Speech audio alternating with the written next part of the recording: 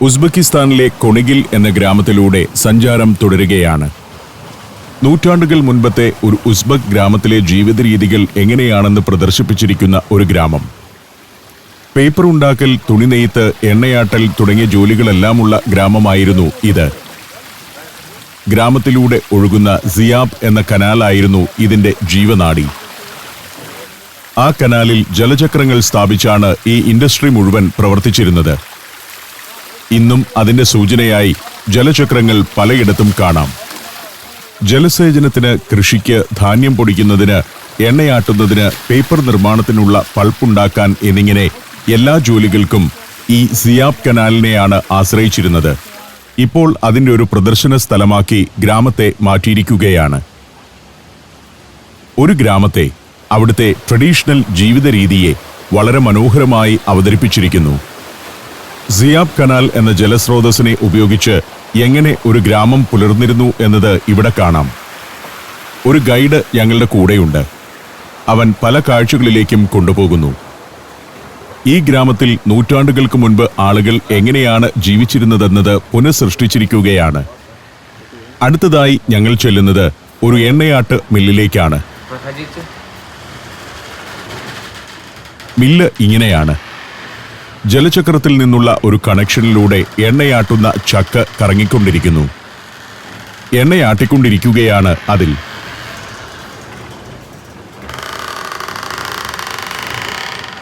എണ്ണയെടുക്കാനുള്ള പല സാധനങ്ങൾ ഇവിടെയുണ്ട്. പലവിധ ധാന്യങ്ങളും പരുത്തിക്കുരുവും വരെ. ലിൻസീഡ് എന്നറിയപ്പെടുന്ന ചെറുചണം എന്ന ധാന്യത്തിൽ നിന്നാണ് ഇന്നാട്ടുകാർ പണ്ട് ഭക്ഷ്യാവശ്യത്തിനുള്ള എണ്ണ കൂടുതലായി ഉണ്ടാക്കിയിരുന്നത്. സിൽക്ക് റൂട്ട് സജീവമായിരുന്ന നാളുകളിലാണ് ഇത്തരം എണ്ണയാട്ടൽ ടെക്നിക്കുകളെല്ലാം ഇന്നാട്ടിലെത്തുന്നത്. എള്ള്, ചണവിത്ത് എന്നിവയെ ആട്ടിയെടുക്കുന്ന എണ്ണയാണ് നൂറ്റാണ്ടുകൾക്ക് മുൻപേ ഭക്ഷണം പാകം ചെയ്യാനും മറ്റും ഇന്നാട്ടുകാർ ഉപയോഗിച്ചിരുന്നത്. ഇതാണ് എണ്ണ, കറുത്ത കൊഴുത്ത ദ്രാവകം. പുലാവൊക്കെ ഉണ്ടാക്കാൻ ഈ എണ്ണയാണ് ഉപയോഗിച്ചിരുന്നതെന്നാണ് ഗൈഡ് പറയുന്നത്. ഇയാൾക്ക് റഷ്യൻ മാത്രമേ അറിയുകയുള്ളൂ. രാകേഷ് കൂടെയില്ലെങ്കിൽ ഞാൻ ചുറ്റിയേനെ. ട്രഡീഷണൽ ചക്കിന്റെ പ്രവർത്തനം രസകരമാണ്. നമ്മുടെ നാട്ടിൽ കാളയായിരുന്നു ചക്ക് കറക്കിയിരുന്നതെങ്കിൽ ഇവിടെ ജലത്തിന്റെ പ്രവാഹമാണ് ഇത് കറക്കുന്നത്. അതിങ്ങനെ കറങ്ങിക്കൊണ്ടിരിക്കുന്നു. ഇതിൽ നിന്ന് എണ്ണ താഴെ ഊറി ഊറി വരും. രസകരമായ ഒരു കാഴ്ചയാണ്. ഇങ്ങനെ ചക്കും മറ്റും ഉണ്ടായിരുന്ന ഒരു ഗ്രാമം നമ്മുടെ ഇന്നത്തെ കുട്ടികൾക്ക് കാണാനേ കേട്ടില്ല. അതൊക്കെ പുനഃസൃഷ്ടിക്കേണ്ടതുണ്ട്. വീണ്ടും മുന്നോട്ടു പോകുമ്പോൾ ഇവിടെ ധാന്യം പൊടിക്കുന്ന ഒരു മില്ലാണ് കാണുന്നത്. ധാന്യം പൊടിക്കുന്ന മില്ലും പ്രവർത്തിച്ചിരുന്നത് ജലത്തിന്റെ ശക്തി കൊണ്ടാണ്. ഇവിടെ പക്ഷേ ഇപ്പോൾ ജലചക്രം പ്രവർത്തിക്കുന്നില്ല. അതിന്റെ ഒരു മോഡൽ ഉണ്ടാക്കി വെച്ചിരിക്കുകയാണ്. വീണ്ടും മുന്നോട്ട് നടന്നു. ഈ പരിസരമൊക്കെ അതിമനോഹരമായി ലോണൊക്കെ പിടിപ്പിച്ച് വൃത്തിയായി ഒരുക്കി വെച്ചിരിക്കുന്നതാണ് ഏറ്റവും ശ്രദ്ധേയമായ കാര്യം. വേറൊരു ഭാഗത്ത് ഗ്രാമീണർ നെയ്തെടുക്കുന്നതും തയ്ച്ചെടുക്കുന്നതുമായ വസ്ത്രങ്ങൾ പ്രദർശിപ്പിച്ചിരിക്കുന്നു. മറ്റു ചില വലിയ കെട്ടിടങ്ങളുമുണ്ട്. റെസ്റ്റോറന്റുകളാണ്. വൈകുന്നേരങ്ങളിൽ വൈവിധ്യമാർന്ന ഭക്ഷണ വിഭവങ്ങൾ ഒരുക്കുന്ന റെസ്റ്റോറന്റുകൾ. ഒരു ഭാഗത്ത് കരകൗശല വസ്തുക്കൾ വിൽക്കാൻ വെച്ചിരിക്കുന്നു. വെറുമൊരു ഗ്രാമത്തെ മ്യൂസിയമാക്കി പ്രദർശിപ്പിക്കുകയല്ല. അതിലൂടെ എങ്ങനെ പരമാവധി വരുമാനമുണ്ടാക്കാമെന്നത് ഇവർ തന്ത്രപൂർവം പ്രാവർത്തികമാക്കിയിരിക്കുന്നു. ഗ്രാമത്തിൽ ഉണ്ടാക്കുന്ന കരകൗശല വസ്തുക്കളാണ് വിൽക്കാൻ വെച്ചിരിക്കുന്നവയിൽ കൂടുതലും. സിയാബ് കനാലിലെ പലയിടത്തു വെച്ചും കുറുകെ കടക്കുന്നുണ്ട്. പലയിടത്തും അതിൽ ജലചക്രങ്ങൾ സ്ഥാപിച്ച് വ്യവസായങ്ങൾ പ്രവർത്തിപ്പിക്കുന്നു. കുറേ നേരം ഞങ്ങൾ ആ ഗ്രാമത്തിലൂടെ ചുറ്റിക്കറങ്ങി നടന്നു. ഇവിടെ കുറേ കാഴ്ചകൾ കാണാനുമുണ്ട്. രസകരമായ ഒരു ഗ്രാമം. നല്ല പച്ചപ്പുള്ളതുകൊണ്ട് വലിയ ഉഷ്ണമില്ല. വേറൊരു ഭാഗത്ത് പേപ്പർ ഉണ്ടാക്കുന്ന പൾപ്പ് പുഴുങ്ങിക്കൊണ്ടിരിക്കുകയാണ്. 2 പേർ പേപ്പർ പൾപ്പിനുള്ള നാരുണ്ടാക്കുന്ന മരക്കൊമ്പ് വെട്ടിക്കൊണ്ടിരിക്കുന്നു. പഴയ സോവിയറ്റ് കാലത്തെ ശൈലിയിൽ തന്നെയാണ് ജോലിയൊക്കെ. ഒരു കമ്പെടുക്കുക, ഒന്ന് വെട്ടുക, മുറിക്കുക, വളരെ സ്ലോയിലാണ് കാര്യങ്ങളൊക്കെ. മ്യൂസിയത്തിലെ ജോലിക്കാരാണല്ലോ. ഇതാണ് പേപ്പർ നിർമ്മാണത്തിലെ പ്രധാന അസംസ്കൃത വസ്തു. അവിടെ നിന്നും വീണ്ടും മുന്നോട്ട് നടന്നു. കൊണിഗിൽ എന്ന വാക്കിന്റെ അർത്ഥം കളിമൺ ഖനി എന്നാണ്. നൂറ്റാണ്ടുകൾക്ക് മുൻപ് കളിമൺ പാത്രങ്ങൾ ഉണ്ടാക്കുന്നവരുടെ ഗ്രാമമായിരുന്നു ഇത്. ഞങ്ങൾ കാറിൽ കയറി ഗ്രാമത്തിൽ നിന്നും മടങ്ങുകയാണ്. സിൽക്ക് റൂട്ട് സജീവമായിരുന്ന നൂറ്റാണ്ടുകളിൽ പല ദേശങ്ങളിൽ നിന്നും കച്ചവടക്കാരുടെ സംഘങ്ങൾ കൊണിഗിൽ ഗ്രാമത്തിലേക്ക് എത്തിയിരുന്നു. നഗരത്തിന്റെ പുറത്തുകൂടിയാണ് ഞങ്ങൾ പോകുന്നത്. മുന്നിൽ കാണുന്ന മലഞ്ചെരുവിലെല്ലാം സോളാർ പാനലുകൾ സ്ഥാപിച്ചിരിക്കുന്നത് കാണാം. വരണ്ട മലകളെ സോളാർ ഫീൽഡുകളാക്കി മാറ്റിയിരിക്കുന്നു. ഇവിടുത്തെ അടിസ്ഥാന സൗകര്യങ്ങളും റോഡുകളും ഇൻഫ്രാസ്ട്രക്ചറുകളും ഗംഭീരമാണെന്നതാണ് മറ്റൊരു കാര്യം. ഒരു വികസ്വര രാജ്യമാണ് ഉസ്ബെക്കിസ്ഥാൻ. അതിവേഗം വളരുന്ന സമ്പദ് വ്യവസ്ഥയുള്ള രാജ്യം. സോവിയറ്റ് കാലത്തേതിൽ നിന്ന് വ്യത്യസ്തമായി സ്വാതന്ത്ര്യാനന്തരം വലിയ വളർച്ച നേടിയിട്ടുണ്ട് ഈ രാജ്യം. കൃഷിയും വ്യവസായങ്ങളും ഒരുപോലെ രാജ്യത്തിന്റെ സാമ്പത്തിക രംഗത്തെ വളർത്തുന്നു. എണ്ണയും പ്രകൃതിവാതകവും രാജ്യത്തിന്റെ പ്രധാന വരുമാന സ്രോതസ്സുകളാണ്. ഇതുകൊണ്ടെല്ലാം രാജ്യത്തിന്റെ സാമ്പത്തിക നില പടിപടിയായി ഉയർന്നുകൊണ്ടിരിക്കുകയാണ്. അടുത്തതായി ഒരു പാർക്കിംഗ് ഏരിയയിൽ വണ്ടി കൊണ്ടുപോയി നിർത്തി. ഇവിടെ ഒരു സ്മാരകമുണ്ട്, വിശുദ്ധ ദാനിയേലിന്റെ മുസോളിയം. ആ പരിസരത്തുകൂടി ഒരു കനാൽ ഒഴുകുന്നുണ്ട്. കനാലും തീരവുമൊക്കെ പരിപാലിക്കുന്നത് എങ്ങനെയാണെന്ന് നമ്മുടെ നാട്ടുകാർക്ക് ഇവിടെ നിന്ന് കണ്ടു പഠിക്കാം. സെയിന്റ് ഡാനിയേലിന്റെ മുസോളിയമാണ് ഇവിടെയുള്ളത്. അത് 14-ാം നൂറ്റാണ്ടിലേതാണ്. ബൈബിൾ കഥാപാത്രമായ ദാനിയേലിന്റെ ഭൗതിക അവശിഷ്ടങ്ങൾ ഇവിടെ സംസ്കരിച്ചിരിക്കുന്നു എന്നാണ് വിശ്വാസം. ക്രിസ്ത്യാനികളും മുസ്ലിങ്ങളും ജൂതന്മാരും ഒരുപോലെ പ്രാർത്ഥനയ്ക്കെത്തുന്ന ഇടം എന്നതും ഇവിടെയുള്ള ദാനിയേലിന്റെ ടൂമ്പിന്റെ പ്രത്യേകതയാണ്. അങ്ങോട്ട് നടക്കുമ്പോൾ ഉദ്യാനത്തിന്റെ നടുക്ക് ഒരു മണ്ഡപമുണ്ട്. പടവുകൾ കയറി നടക്കണം. അതിമനോഹരമായിട്ട് ഒരുക്കി വെച്ചിട്ടുണ്ട്. അതാണ് ഉസ്ബെക്കിസ്ഥാനിലെ ഓരോ ചരിത്ര സ്ഥലത്തിന്റെയും പ്രത്യേകത. നല്ല ഗ്രാനൈറ്റ് ഇട്ട പടവുകൾ. അവിടെ ചെല്ലുമ്പോൾ ഒരു ഭാഗത്ത് കുറെ ആളുകൾ ഇരുന്ന് പ്രാർത്ഥിക്കുന്നുണ്ട്. മുസ്ലിങ്ങളാണ്. 2001 മുതലുള്ള 6 വർഷങ്ങൾ കൊണ്ടാണ് ഇവിടെയുള്ള മന്ദിരങ്ങളൊക്കെ ഈ രീതിയിൽ നവീകരിച്ചത്. ഇവിടെ ഒരു മണ്ഡപമുണ്ട്. ട്രഡീഷണൽ ശൈലിയിൽ പണിത മണ്ഡപം. മരം കൊണ്ടുള്ള തൂണുകളോടെ ഉസ്ബെക് ശൈലിയിലുള്ള കെട്ടിടം. ആളുകൾ അവിടെ ഇരുന്ന് പ്രാർത്ഥിക്കുന്നു. ഇന്നാട്ടിലെ പല മുസ്ലിം തീർത്ഥാടന കേന്ദ്രത്തിലും ഇങ്ങനെയുള്ള പ്രാർത്ഥനാ സ്ഥലങ്ങൾ ഞാൻ കണ്ടിരുന്നു. ഈ കെട്ടിടത്തിനകത്താണ് സെന്റ് ഡാനിയേലിന്റെ മുസോളിയം. ബൈബിൾ കഥാപാത്രവും ജെറുസലേമിലെ ബഹുമാന്യനുമായിരുന്ന ഡാനിയേലിന്റെ ഭൗതിക അവശിഷ്ടങ്ങൾ ഇവിടെ സംസ്കരിച്ചിരിക്കുന്നു എന്നാണ് വിശ്വാസം. കെട്ടിടത്തിനകത്തേക്ക് കയറി ചെല്ലുമ്പോൾ ഒരു ഖബറാണ് പ്രധാന കാഴ്ച. ഡാനിയേലിന്റെ ഖബർ ഇവിടെ വന്നതിനു പിന്നിൽ ഒരു കഥയുണ്ട്. തിമൂർ രാജവംശ സ്ഥാപകനായ അമീർ തിമൂർ വിശാലമായ ഒരു സാമ്രാജ്യം സ്ഥാപിച്ച കാലം. സിറിയ പിടിച്ചെടുക്കാനായി അദ്ദേഹം നിരവധി പടനീക്കങ്ങൾ നടത്തി. എല്ലാം പരാജയപ്പെട്ടു. ഡാനിയേലിന്റെ ദേഹം സിറിയയിൽ ഒരിടത്ത് സംസ്കരിച്ചിരിക്കുന്നതിനാലാണ് അവിടം കീഴടക്കാനാവാത്തതെന്ന് തിമൂറിന്റെ പടനായകൻ അദ്ദേഹത്തോട് പറഞ്ഞു. എങ്കിൽ ആ കല്ലറ കണ്ടെത്തി ഭൗതിക അവശിഷ്ടങ്ങൾ എടുത്തുകൊണ്ടുവരാൻ തിമൂർ ഉത്തരവിട്ടു. ശക്തമായ ഒരു പോരാട്ടത്തിനൊടുവിൽ ഡാനിയേലിന്റെ ഭൗതിക അവശിഷ്ടങ്ങളിൽ കുറച്ചു ഭാഗം കൈക്കലാക്കുന്നതിൽ തിമൂറിന്റെ സൈനികർ വിജയിച്ചു. അവർ അത് കൊണ്ടുവന്ന് ഇവിടെ സംസ്കരിക്കുകയും ചെയ്തു. ഇതാണ് പടവുകൾക്ക് താഴെയുള്ള മണ്ഡപവും ഒരു ഫൗണ്ടനും. വിശുദ്ധജലം ഒഴുകിവരുന്ന ഒരു സ്ഥലമാണിതെന്നാണ് ആളുകൾ വിശ്വസിക്കുന്നത്. തീർത്ഥാടകർ ഇവിടെ നിന്ന് വെള്ളം പാത്രങ്ങളിൽ ശേഖരിച്ചു കൊണ്ടുപോകുന്നു. ആളുകൾ അതെടുത്ത് മുഖമൊക്കെ കഴുകുകയും ജാറുകളിലും മറ്റും വെള്ളം ശേഖരിച്ചു കൊണ്ടുപോവുകയും ചെയ്യുന്നു. കുടിക്കാവുന്ന നല്ല തണുത്ത വെള്ളം. ഡാനിയേലിന്റെ മുസോളിയമുള്ള മലയിൽ നിന്നും ഒഴുകിവരുന്ന നീരുറവയാണ്. ആ മലയുടെ ചെരുവിലാണ് മുസോളിയം. മനോഹരമായി ഒരുക്കി വെച്ചിരിക്കുന്ന സംവിധാനങ്ങൾ. സമ്മറിന്റെ മൂർധന്യത്തിൽ പോലും പ്രദേശമൊന്നാകെ നല്ല പച്ചപ്പോടെ നിൽക്കുന്നു. കൃത്യമായ മെയിൻ്റനൻസ് ഉണ്ടെന്നുള്ളത് വ്യക്തമാണ്. നമ്മളെപ്പോലെ വെച്ചിട്ട് പിന്നെ അങ്ങ് മറക്കുന്നതല്ല. വെച്ചിട്ട് പരിപാലിക്കുക എന്നതാണ് ഇവരുടെയൊക്കെ രീതി. Malaysia, Thailand, Tanzania, China. സഞ്ചാരം വോളിയം നമ്പർ 12. ഫുൾ HD യിലുള്ള ഈ അപൂർവ ദൃശ്യയാത്രാ വിവരണ ശേഖരം സ്വന്തമാക്കാൻ 99554422 എന്ന നമ്പറിലേക്ക് സഞ്ചാരം എന്ന് SMS ചെയ്യൂ. അവിടെ നിന്ന് കുറച്ച് യാത്ര ചെയ്തെത്തുന്നത് മറ്റൊരു പ്രദേശത്തേക്കാണ്, വലിയൊരു ചരിത്ര കോംപ്ലക്സിലേക്ക്. ഇവിടെ ബീബി ഖാനും എന്നൊരു ചരിത്ര നിർമ്മിതിയുണ്ട്. അതിനടുത്തേക്ക് നടക്കുമ്പോൾ വലതുവശത്ത് കാണുന്നത് ഇവിടുത്തെ മുൻ പ്രസിഡന്റ് ആയിരുന്ന കരിമോവിന്റെ മുസോളിയമാണ്. കരിമോവും ഇന്നാട്ടിൽ ഒരു വിശുദ്ധനായി മാറിക്കൊണ്ടിരിക്കുകയാണ്. അദ്ദേഹത്തെ സംസ്കരിച്ചിരിക്കുന്നത് ഇവിടെയാണ്. സോവിയറ്റ് കാലത്തിനു ശേഷം ഉസ്ബെക്കിസ്ഥാന്റെ ആദ്യ പ്രസിഡന്റായിരുന്ന കരിമോവിന്റെ സംസ്കാര സ്ഥലം. അതിന്റെ അകത്തേക്ക് ഞാൻ കയറുന്നില്ല, കാരണം അവിടെ ഫോട്ടോഗ്രാഫി അനുവദിക്കില്ല. താഴെ നിന്ന് പരമാവധി ദൃശ്യങ്ങൾ പകർത്തിയെടുത്തു.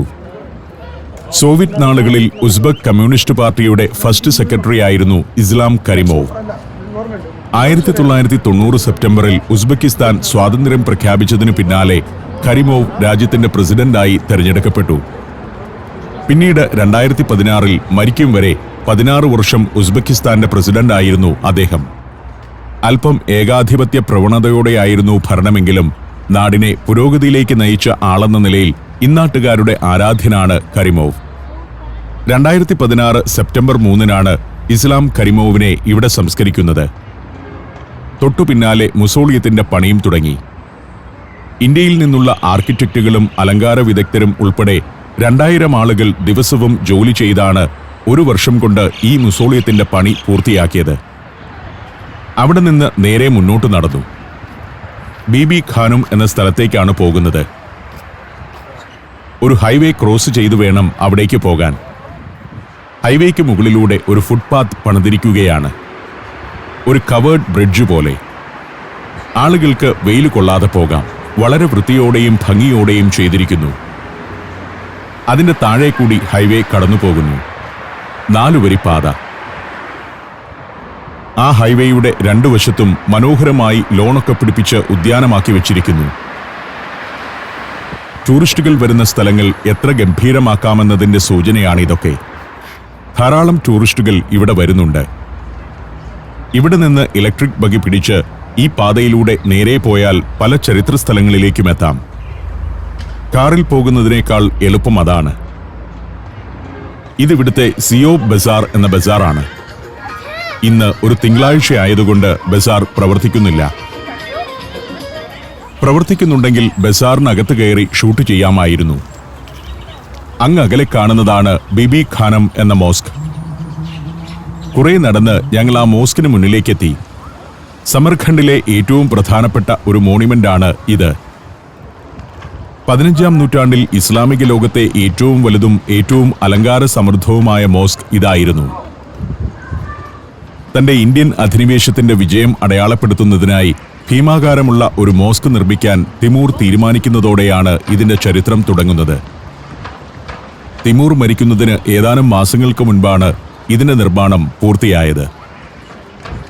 അതിന്റെ ചുവട്ടിൽ കൂടി നടക്കുന്ന ആളുകളുടെ വലിപ്പവുമായി താരതമ്യപ്പെടുത്തുമ്പോഴേ മോസ്കിന്റെ യഥാർത്ഥ വലിപ്പം മനസ്സിലാകൂ. ഏതാണ്ട് 20 നില കെട്ടിടത്തിന്റെയൊക്കെ ഉയരമുണ്ട് ഈ നിർമ്മിതിക്ക്. അത്ര ചെറുതൊന്നുമല്ല.